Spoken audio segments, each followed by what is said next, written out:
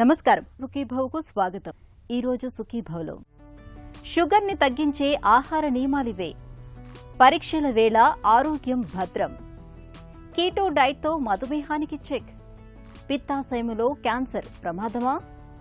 ఇంకా health tip. Sugar బారిన పడ్డాక దాన్ని అదుపులో ఉంచుకునేందుకు ఎన్నో ప్రయత్నాలు చేస్తూ ఉంటాం. నిత్యము మందులు మింగటంతో పాటు ఆహారంలో 1,00,000 పథ్యాలు మొదలు పెడతాం. అలవాటు లేకపోయినా వ్యాయామం చేయటాన్ని అలవాటు చేసుకుంటూ ఉంటాం.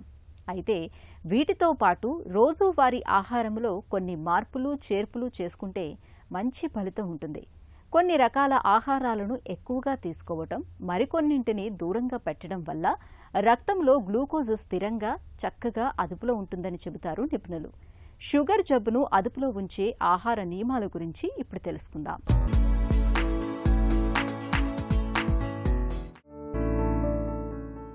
షుగర్ జబ్బు పేరులోనే తీపి. ఒకసారి దీని బారిన పడితే ఇక జీవితమంతా చేదే. రక్తంలో చక్కెర శాతాన్ని అదుపులో ఉంచేందుకు నిత్యం మందులు మింగాలి. తినే ఆహారంలో తీపి లేకుండా త్వరగా అరిగిపోని ఆహారాలను చేర్చుకోవాలి. వీటికి తోడు శరీరానికి చాలినంత శ్రమను కల్పిస్తుండాలి. ఇలా అన్ని రకాలుగా జాగ్రత్తలు తీసుకున్నప్పుడే మధుమేహం మన అదుపులో ఉంటుంది. అయితే షుగర్తో బాధపడుతున్నప్పుడు ఏం తినాలో ఏం తినకూడదో అన్న అనుమానాలు చాలా మందిని వేధిస్తుంటాయి. ఈ సందేహాలతోనే ఆహారంలో 1,00,000 పథ్యాలు పాటించడం మొదలు పెడతారు. అన్నం మానేస్తారు, ఒట్టి చపాతీలే తీసుకుంటారు. స్వీట్లు, తీపి పదార్థాలకు, చివరికి పండ్లకు కూడా దూరంగా ఉంటారు. నిజానికి షుగర్ జబ్బుకు పథ్యాలు పాటించాల్సిన అవసరం లేదు. అన్ని రకాల ఆహారాలను తీసుకుంటూనే ఆహారంలో కొన్ని ప్రత్యేక జాగ్రత్తలు తీసుకుంటే సరిపోతుందని చెబుతారు పోషకాహార నిపుణులు. మధుమేహము ఉన్నవాళ్ళు ఫస్ట్ పాటించాల్సింది ఏంటంటే టైమ్లీ మీల్స్ అన్నమాట. చాలామందికి అపోహ ఏముంటుందంటే మధుమేహం వచ్చినప్పుడు మీల్ స్కిప్ చేస్తే షుగర్ కంట్రోల్ అవుతుంది అని అపోహ ఉంటుంది.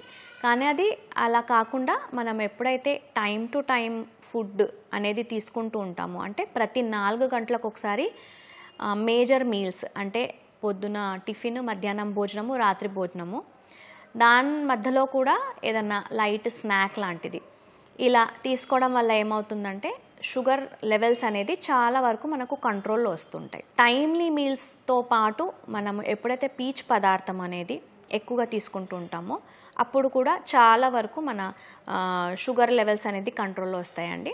పీచు పదార్థం అంటే మనకు ఓవరాల్గా ఫ్రూట్స్, వెజిటబుల్స్లో అయితే డైరెక్ట్ పీచు పదార్థం ఉంటుంది. దాంతోపాటు ఇంకా కొన్ని ఫుడ్ ఐటమ్స్లో లైక్ జొన్నలు కానివ్వండి, సజ్జలు కానివ్వండి, దంపుడు బియ్యము, పొట్టుతో ఉన్న పప్పులు, ఇలాంటి వాటిల్లో కూడా మనకు పీచు పదార్థం అనేది ఉంటుంది. సో మనం ఎప్పుడైతే బ్యాలెన్స్డ్ డైట్ తీసుకుంటూ ఈ సింపుల్ షుగర్స్ని, సింపుల్ కార్బోహైడ్రేట్స్ని మనం తగ్గించుకుంటూ ఎక్కువగా ఫైబర్ అంటే పీచు పదార్థం ఉన్నగల ఫుడ్ ఐటమ్స్, కాంప్లెక్స్ కార్బోహైడ్రేట్స్ అనేవి ఇంక్లూడ్ చేసుకుంటూ ఉంటామో అప్పుడు చాలా వరకు మన షుగర్ లెవెల్ అనేది ఆటోమేటిక్ కంట్రోల్ అనేది వచ్చేస్తుంది. ఇది కాకుండా ఈవెన్ ఫిజికల్ యాక్టివిటీ కూడా చాలా వరకు చేసుకోవాల్సి ఉంటుంది. ఎందుకంటే మనం ఎప్పుడైతే మన మెటబాలిక్ రేట్ ప్రాపర్గా ఉంటుందో అప్పుడు షుగర్ లెవెల్స్ కూడా ప్రాపర్గా మెయింటైన్ అవుతూ ఉంటాయి. ప్లస్ మన తినే ఇన్పుట్ అండ్ అవుట్పుట్ అనేది మ్యాచ్ అవుతూ ఉండాలి. కాబట్టి ఫిజికల్ యాక్టివిటీ అనేది కూడా రెగ్యులర్ బేసిస్లో మార్నింగ్, నైట్ ఆర్ ఈవినింగ్ ఎప్పుడు కుదిరితే అప్పుడు చేసుకోవచ్చు. మధుమేహాన్ని అదుపులో ఉంచుకునేందుకు అన్నాన్ని మానాల్సిన పని లేదు. బియ్యాన్ని పాలిష్ పట్టించకుండా వండుకుని తినొచ్చు, లేదా పాత బియ్యాన్ని వండుకోవడమూ మంచిదే. పాత బియ్యంతో పాటు పాత గోధుమలు, రాగులు, సజ్జలు, జొన్నలు వంటి ధాన్యాలను తరచూ తీసుకోవాలి. కాయగూరలు, ఆకుకూరలను ఎక్కువగా తినాలి. ఆహారంలో పీచు పదార్థాలు తప్పకుండా ఉండేటట్టు చూసుకోవాలి. నిర్ణీత సమయాల్లో భోజనం చేయాలి. విందులు, ఉపవాసాలు పనికిరావు. తీయని పిండి పదార్థాలు, వేపుడు వంటకాల్ని బాగా తగ్గించాలి. పాలు, పాలతో చేసిన వంటకాలు, ధాన్యం అంటే సజ్జలు, బార్లీ, కొర్రలు, జొన్నలు, మొక్కజొన్న, మరమరాలు, గోధుమలు, సేమియా వంటి వాటిని తరచూ తీసుకోవచ్చు. నిమ్మ, దానిమ్మ, ఉసిరి, ద్రాక్ష, జామ, బొప్పాయి, యాపిల్ వంటి పండ్లు మధుమేహాన్ని చక్కగా అదుపులో ఉంచుతాయి. వీటిని తరచూ తీసుకోవాలి. తగ్గించుకొని తీసుకోవాల్సిన ఫుడ్స్ ఎలాంటివి అంటే ఇప్పుడు ఫ్రూట్స్ అనేది మనము మీల్ మధ్యలో అనేది తీసుకోవాలంటే ఇప్పుడు బ్రేక్ఫాస్ట్ అండ్ లంచ్ మధ్యలో like or major meals breakfast, lunch and dinner 2 hours తర్వాత కనుక మనం ఫ్రూట్స్ తీసుకుంటే ఎలాంటి షుగర్ లెవెల్స్ పెరగవన్నమాట. సో ఫ్రూట్స్ తీసుకున్నప్పుడు ఒకటి ఏమి గుర్తుపెట్టుకోవాలంటే రా ఫ్రూట్ యాజ్ సచ్ తీసుకుంటేనే చాలా హెల్త్ బెనిఫిట్స్ ఉంటాయి. ఎప్పుడైతే మనం జ్యూస్ ఫామ్లో తీసుకుంటామో దానివల్ల షుగర్ అనేది ఇంక్రీజ్ అయిపోతూ ఉంటుంది. అప్పుడప్పుడు తీసుకోవడం వల్ల ఏం ప్రాబ్లం ఉండదు, కానీ రెగ్యులర్ బేసిస్లో మాత్రం జ్యూసెస్ని అవాయిడ్ చేసుకోవాలి. ఈవెన్ రిఫైన్డ్ ఫుడ్స్ కూడా రెగ్యులర్ బేసిస్గా కాకుండా కొంచెం అప్పుడప్పుడు తీసుకుంటే ఏం ప్రాబ్లం ఉండదు. తగ్గించుకోవాల్సిన ఫుడ్ ఐటమ్స్ ఏంటంటే ఫ్రూట్ జ్యూసెస్ లాంటివి, రిఫైన్డ్ ఫుడ్ ఐటమ్స్ లాంటివి, అవుట్ సైడ్ ఫుడ్ లాంటివి, ఇంకా ఎక్కువ నూనెలో వేపుళ్ళు అలాంటివి అవాయిడ్ చేసుకోవాలి. ప్రాసెస్డ్ ఫుడ్స్ కూడా ఏంటంటే రెగ్యులర్ బేసిస్లో కాకుండా మనము అప్పుడప్పుడు అంటే 15-20 రోజులకు ఒకసారో నెల రోజులకు ఒకసారో ప్రాసెస్డ్ ఫుడ్స్ కానివ్వండి, ఈ షుగర్ కంటైనింగ్ ఫుడ్స్ కానివ్వండి, ఈవెన్ డీప్ ఫ్రైడ్ ఫుడ్స్ కానివ్వండి, ఇలాంటివన్నీ చాలా వరకు తగ్గించుకుంటే మనము షుగర్ లెవెల్స్ని చాలా వరకు కంట్రోల్లో పెట్టుకోవచ్చు. మధుమేహంతో బాధపడేవాళ్లు నిత్యం రాగి మాల్ట్ని తీసుకోవడం చాలా మంచిది. మొలకెత్తిన రాగులలో సి విటమిన్ ఎక్కువగా ఉంటుంది. రాగుల్లో కాల్షియం అధికంగా ఉంటుంది. పీచు పదార్థం కూడా సమృద్ధిగా ఉంటుంది. ప్రతిరోజు 3 పూటల 1 లేదా 2 చెంచాల పొడిని గ్లాసు పాలలో కానీ మజ్జిగలో కానీ కలుపుకుని తాగుతుంటే రక్తంలో గ్లూకోజ్ చక్కగా అదుపులో ఉంటుంది. జొన్న పేలాలు, జొన్న రొట్టెలు, వేడివేడి మొక్కజొన్న గింజలు మధుమేహులకు చాలా మేలు చేస్తాయని అనేక అధ్యయనాల్లో వెల్లడైంది. వీటిని తరచూ తీసుకోవాలి. ప్రతిరోజు పండిన తీయని తాజా బొప్పాయి పండును భోజనానంతరం నేరుగా కానీ తేనెతో కలుపుకుని కానీ తినాలి. ఈ అలవాటు షుగర్ జబ్బును చక్కగా అదుపులో ఉంచుతుంది. రీసెంట్ రీసెర్చ్ ఏం చెప్తుందంటే, ఎప్పుడైతే మనం ఫిజికల్ యాక్టివిటీ మార్నింగ్ ఒక 1/2 hour 45 minutes to 1 hour depending upon one's body weight ఎప్పుడైతే యాక్టివిటీ చేసుకుంటూ పోస్ట్ మీల్ వాక్ అనేది కంపల్సరీ మనము రెగ్యులర్ బేసిస్ చేస్తుంటామో అప్పుడు చాలా వరకు షుగర్ లెవెల్స్ అనేది కంట్రోల్లో వస్తుంటాయి. పోస్ట్ మీల్ వాక్ అంటే ఫుడ్ తిన్న వెంటనే ఒక 5 to 10 minutes రిలాక్స్ అయ్యి minimum 10 minutes to maximum of 30 minutes అనేది వాక్ అనేది ఉండాలి. పోస్ట్ మీల్ వాక్ ఎప్పుడైతే చేస్తామో అది ఎక్కువ స్పీడ్గా కాకుండా నార్మల్ వాక్ అనేది చేసుకోవచ్చు. బయటికి వెళ్ళకపోయినా పర్వాలేదు, ఈవెన్ ఇంట్లోనే అటు ఇటు తిరగడము ఒక 10 to 30 minutes అనేది చేసుకుంటూ ఉండాలి. ఇది చేసుకోవడం వల్ల చాలా వరకు షుగర్ లెవెల్స్ అనేవి కంట్రోల్లో వస్తుంటాయి. దీంతోపాటు ఏంటంటే రెగ్యులర్ ఎక్సర్సైజ్, అంటే డయాబెటీస్ ఉన్న వాళ్ళకి ఏంటంటే మసిల్ లాస్ అనేది చాలా ఎక్కువగా అవుతూ ఉంటుంది. కాబట్టి every year as we age, అంటే ఇప్పుడు మన ఏజ్ ఎలా అయితే పెరుగుతూ ఉంటుందో మసిల్ అనేది 1 kg మసిల్ లాస్ ఉంటుంది. డయాబెటీస్ ఉన్న వాళ్ళకి ఏంటంటే అది ఇంకా డబుల్ అవుతుంది. కాబట్టి మంచి ప్రోటీన్ ఉన్న ఆహారం తీసుకోవడం వల్ల మసిల్ అనేది మనము ఎప్పుడైతే మెయింటైన్ చేసుకోగలుగుతామో అప్పుడు వేరే డిసీజెస్ అంటే డయాబెటీస్ లెవెల్స్ ఎక్కువ అవ్వడం వల్ల heart and kidney related disease ఏవైతే ఉంటాయో అవి రాకుండా మనం చాలా వరకు కాపాడుకోవచ్చు. సో స్ట్రెంథనింగ్ ఎక్సర్సైజెస్ కూడా చాలా వరకు ఇంపార్టెంట్ ఉంటాయి అన్నమాట. అంటే ఎక్స్టర్నల్ వెయిట్స్ కాకుండా కూడా మనం ఎప్పుడైతే మన ఓన్ బాడీ వెయిట్తోనే ఈ స్ట్రెంథనింగ్ అనేది చేసుకుంటూ ఉంటామో అప్పుడు చాలా వరకు మన మసిల్ అనేది మెయింటైన్ చేసుకోగలుగుతాము.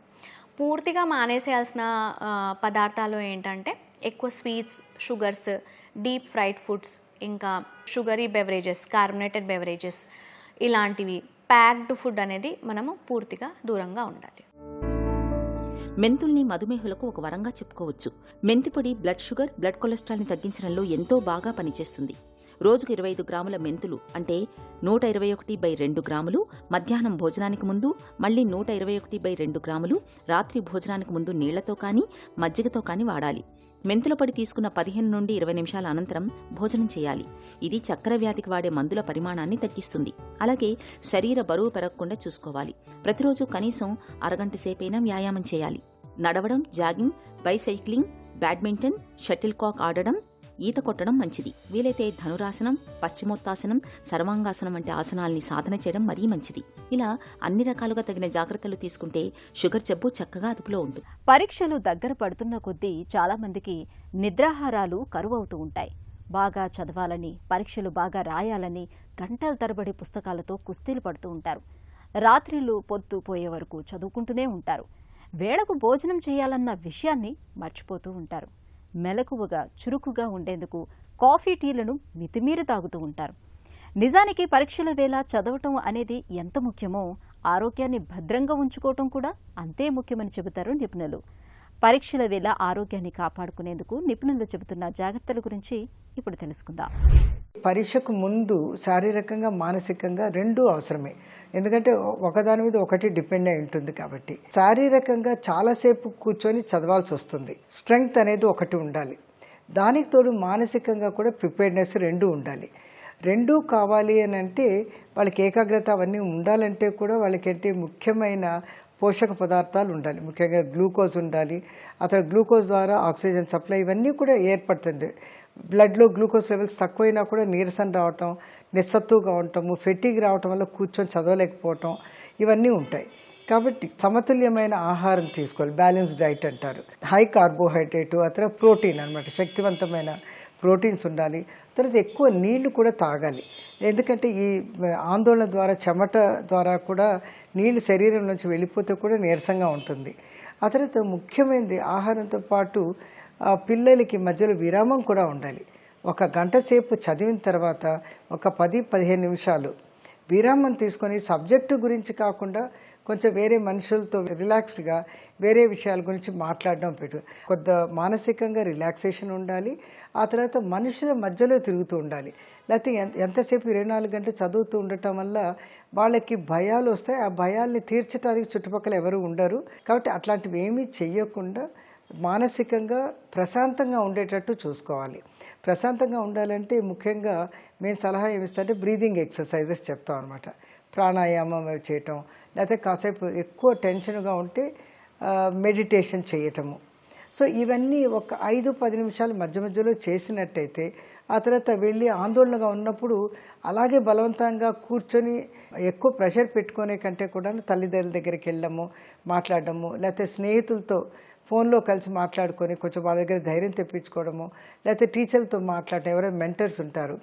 ఆ విధంగా మానసికంగా కూడా రిలాక్సేషన్ పొందటానికి ప్రయత్నించాలి.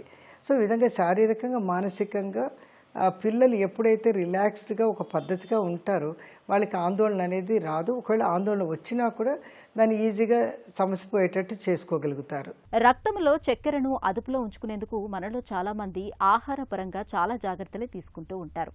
అయితే ఇవాళ చాలామంది కీటో డైట్ను పాటించడానికి మొగ్గు చూపుతున్నారు. భోజన పళ్ళెంలో కార్బోహైడ్రేట్స్ తక్కువగా, ప్రోటీన్లు, కొవ్వు పదార్థాలు ఎక్కువగా ఉండే కీటో డైట్ను తీసుకోవటం వల్ల షుగర్ జబ్బు చక్కగా అదుపులో ఉంటుందని, రక్తంలో గ్లూకోజ్ స్థిరంగా ఉంటుందని నమ్ముతున్నారు చాలామంది. అసలు ఈ నమ్మకంలో నిజమెంత? కీటో డైట్తో నిజంగానే షుగర్ అదుపులోకి వస్తుందా?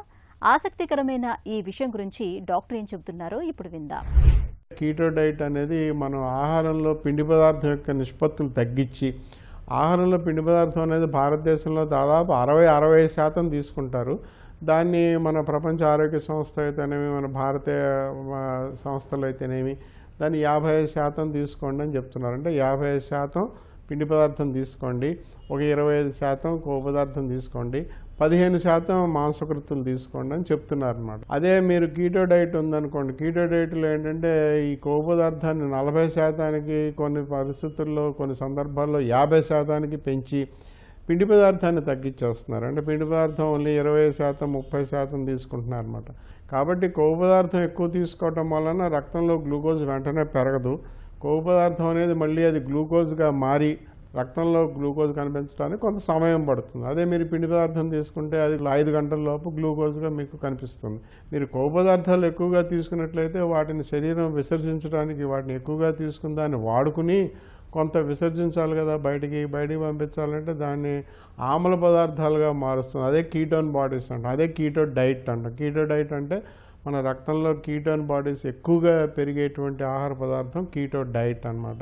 కీటో డైట్లో శరీరంలో ఆమ్ల పదార్థాలు పెరుగుతాయి అనమాట. pH, మన pHగా దాన్ని కొలుస్తాం మనం. ఆ pH అనేది అది అప్పుడప్పుడు అది 7.2, 7.3 అలా ఉండాలి. అది 6.9 కన్నా కిందకి వెళ్ళిపోయినట్లయితే ప్రమాదకరం అవుతుంది అనమాట. కాబట్టి ఇవన్నీ కొలుచుకుంటూ డాక్టర్ల పర్యవేక్షణలో కీటో డైట్లు చేస్తే కొంతవరకు ప్రయోజనం కలగచ్చు. ఏదైనా కూడా తాత్కాలికంగా, కానీ ఇదంతా శాశ్వతంగా డయాబెటీస్ని పూర్తిగా నివారించడానికి, పూర్తిగా నయం చేయడానికి, పూర్తిగా మాయమయ్యేటట్టు చేయడానికి, లేదా బరువు పూర్తిగా నయమైపోయి తగ్గిపోవడానికి కొంతకాలం, కొన్ని సంవత్సరాల పాటు మీకు ఆ కీటో డైట్ వల్ల ప్రయోజనాలు కనిపిస్తాయి. కానీ మరి ఎక్కువ కాలంలో అది వాడటం వలన దాంట్లో ఉన్నటువంటి నష్టాలు కూడా ఉంటాయనే విషయాన్ని గ్రహించాలి. గాల్ బ్లాడర్ సమస్యలు అనగానే మనందరికీ ముందుగా అందులో ఏర్పడే రాళ్లే గుర్తొస్తూ ఉంటాయి. నిజమే. అయితే గాల్ స్టోన్స్ లాగే గాల్ బ్లాడర్కు క్యాన్సర్ ప్రమాదం కూడా పొంచి ఉంటుంది. శరీరంలోని మిగతా అవయవాలకు వచ్చినట్టే పిత్తాశయానికి కూడా క్యాన్సర్ సోకే ప్రమాదం ఉంటుంది. దీంతో ఉన్న పెద్ద చిక్కేమిటంటే చాలా మందిలో ఇది పూర్తిగా ముద్రిపోయాకే బయటపడుతూ ఉంటుంది.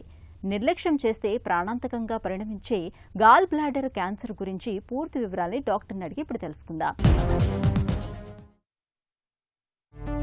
మన శరీరంలో గాల్ బ్లాడర్ ప్రాధాన్యం ఏంటి? మన శరీరంలో లివర్ కింద గాల్ బ్లాడర్ అనే అవయవం ఉంటుందండి. గాల్ బ్లాడర్ ముఖ్యంగా ఏంటంటే లివర్లో తయారైన బైల్ జ్యూస్ అనేది గాల్ బ్లాడర్లో స్టోర్ అవుతూ ఉంటుంది. మనం తీసుకునే ఆహారంలో కొవ్వు శాతం ఉన్నప్పుడు ఆ చిన్న పేగులో కోలిసిస్టోకైనిన్ అనే ఒక ఎంజైమ్ విడుదలవటం ద్వారా అప్పుడు మనకి ఈ గాల్ బ్లాడర్ని కాంట్రాక్ట్ అయ్యి అక్కడ నుంచి బైల్ జ్యూస్ అనేది మనకి చిన్న పేగులోకి వచ్చి ఈ ఆహారంతో కలిసి మనకి ఈ కొవ్వు శాతం యొక్క దాన్ని అరుగుదలకి జీర్ణశక్తి కోసం ఉపయోగపడుద్ది. కాబట్టి గాల్ బ్లాడర్ ముఖ్యంగా ఏంటంటే ఈ బైల్ జ్యూస్ని ఉంచడం కోసం, తర్వాత మన ఒంట్లో మనం తీసుకునే ఆహారంలో ఈ కొవ్వు పదార్థాల యొక్క అరుగుదల కోసం, జీర్ణశక్తి కోసం ఉపయోగపడుతుంది. గాల్ బ్లాడర్కు క్యాన్సర్ వచ్చే అవకాశం ఉంటుందా? తప్పనిసరిగా మన శరీరంలో మిగతా అవయవాలకి అయితే ఎలాగైతే క్యాన్సర్ బారిన పడతామో గాల్ బ్లాడర్లో కూడా క్యాన్సర్ వచ్చే అవకాశం ఉంటుందండి. కాకపోతే మిగతా అవయవాల కంటే కూడా ఈ గాల్ బ్లాడర్ క్యాన్సర్ యొక్క ఇన్సిడెన్స్ అనేది తక్కువగా ఉంటుంది. గాల్ బ్లాడర్ క్యాన్సర్ ఎందుకు వస్తుంది? ముప్పు ఎవరికి ఎక్కువ? కొన్ని రకాల జన్యుపరమైన మార్పుల వల్ల కానీ జీన్ మ్యూటేషన్స్ వల్ల కానీ గాల్ బ్లాడర్ వచ్చే క్యాన్సర్ వచ్చే అవకాశం ఉంటుంది. అంతేకాకుండా గాల్ బ్లాడర్ స్టోన్స్ ఉంటే కనుక ఈ క్యాన్సర్ యొక్క ముప్పు దాదాపు 1 నుండి 3% ఉంటుంది. అదే ఇక స్టోన్స్ యొక్క పరిమాణం 3 సెంటీమీటర్ల కంటే ఎక్కువగా ఉన్నట్లయితే కనుక ఈ క్యాన్సర్ యొక్క ముప్పు దాదాపు 10 పెరుగుతుంది. అలాగే మన గాల్ బ్లాడర్లో కూడా గాల్ బ్లాడర్ పాలిప్స్ అనేవి ఏర్పడతాయండి. ఈ గాల్ బ్లాడర్ పాలిప్స్ ఉన్నప్పుడు కూడా మనకి గాల్ బ్లాడర్ క్యాన్సర్ యొక్క ముప్పు అనేది కొద్దిగా పెరిగే అవకాశం ఉంటుంది. అది ఎప్పుడైతే 1 సెంటీమీటర్ కంటే ఎక్కువగా ఉన్నట్లయితే కనుక. వీటితో పాటు కొన్నిసార్లు ఏంటంటే ఈ గాల్ బ్లాడర్లో ఎక్కువ పాటు ఆ బైల్ జ్యూస్ ఉండిపోవటం వల్ల రిపీటెడ్గా ఇన్ఫెక్షన్లు ఏర్పడుతూ ఉంటాయి, కోలిసిస్టైటిస్ అంటూ ఉంటాం మనం. అలాంటప్పుడు ఏంటంటే కనుక క్రానిక్ ఇన్ఫెక్షన్గా ఏర్పడిపోయినప్పుడు కొన్ని బ్యాక్టీరియాల ద్వారా, సాల్మనెల్లా కానీ హెలికోబ్యాక్టర్ ద్వారా కానీ, అప్పుడు కూడా మనకి ఈ గాల్ బ్లాడర్ క్యాన్సర్ బారిన పడే ముప్పు అవకాశం ఎక్కువ ఉంటుంది. దాంతోపాటు ఏంటంటే ఈ బైల్ బయటికి రావడానికి కూడా మనకు అంతా డక్ట్ వ్యవస్థ ఉంటుంది. అటు ప్యాంక్రియాస్ నుంచి కానీ, ఇటు లివర్ నుంచి కానీ, గాల్ బ్లాడర్ నుంచి కానీ, ఈ మొత్తం బైల్ సిస్టమ్ డక్ట్ వ్యవస్థలో ఏమైనా ఎనామలస్ ఏమైనా మార్పులు ఉన్నప్పుడు కూడా వాళ్ళు ఈ గాల్ బ్లాడర్ క్యాన్సర్ యొక్క బారిన పడే అవకాశం ఎక్కువగా ఉంటుంది. గాల్ బ్లాడర్ క్యాన్సర్ను ఎలా అనుమానించాలి? లక్షణాలు ఎలా ఉంటాయి? దాదాపు ఈ గాల్ బ్లాడర్ క్యాన్సర్ బారిన పడినప్పుడు లక్షణాలు అనేవి తక్కువగా ఉంటాయండి. లేకపోతే కనుక మరీ వేగ్గా ఉంటాయి. అంటే స్పెసిఫిక్గా ఈ లక్షణం ఉంటేనే ఈ క్యాన్సర్ ఉందని మనం చెప్పడం కష్టం. దాదాపు ఏంటంటే కనుక వికారంగా ఉండటం కానీ, వాంతి వచ్చినట్టు ఉండటం కానీ, ఊరికనే కొద్దిగా ఆహారం తీసుకోగానే కడుపు నిండిపోయినట్టు ఉండటం కానీ ఎక్కువగా చూస్తూ ఉంటాము. అతి ముఖ్యంగా కొద్దిగా గడ్డ మీకు పెరిగిన తర్వాత ఏంటంటే కనుక కడుపులో పై భాగంలో కుడివైపు ఎక్కువగా నొప్పి ఉండటం కానీ మనం గమనిస్తూ ఉంటాం. ఇవన్నీ కూడా మిగతా ఈ గాల్ బ్లాడర్ స్టోన్స్లో కూడా కోలిసిస్టైటిస్ కానీ, లివర్లో ఇబ్బంది ఉన్నప్పుడు కూడా చూస్తూ ఉంటాం. కాబట్టి ఈ గాల్ బ్లాడర్ క్యాన్సర్ యొక్క లక్షణాలు మనకు దాదాపు వేగ్గా ఉంటాయి. అదే క్యాన్సర్ బారిన పడితే కనుక మనకి ఆహారం ఎక్కువగా తీసుకోకపోవటం కానీ, బరువు తగ్గదలు కూడా మనం ఎక్కువగా చూస్తూ ఉంటాం. గాల్ బ్లాడర్లో క్యాన్సర్ను ఎలా నిర్ధారిస్తారు?